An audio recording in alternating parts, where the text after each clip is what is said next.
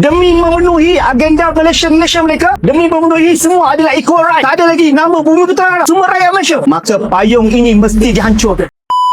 Kita sedang berdepan dengan kerajaan yang merendahkan kesultanan. Baru-baru ni bagaimana sanggahan DMS kepada Tengku Mahkota kita. Tengku Mahkota buat ucapan pembukaan sidang Dun Pahang. Senang-senang disanggah oleh DMS. Tak ada adab, buang aja. Isu babi di Selangor. Apa yang dibawa oleh DAP? Menentang secara terbuka Sultan Selangor. Maknanya mereka ni tak ada adab. Demi memenuhi agenda Malaysia mereka, demi memenuhi semua adalah equal right. Tak ada lagi nama Bumi Putera, semua rakyat Malaysia. Maka payung ini mesti dihancurkan. Sebagai tindakan-tindakan mereka tidak menghormati, tidak ada adab, kurang ajar kepada institusi diraja. Sedangkan institusi diraja inilah yang mempertahankan perkara 3 Perlembagaan Persekutuan Islam sebagai agama persekutuan, perkara 153 hak bumi putera ke atas negara ini, termasuk anak-anak Sabah dan juga Sarawak. Mereka ini kuat, mereka memegang kerajaan. Kalau kita nak menghadapi mereka, kita tak boleh menghadapi secara biasa, kita menghadapi secara luar biasa. Dan luar biasa ini formulanya adalah penyatuan umat.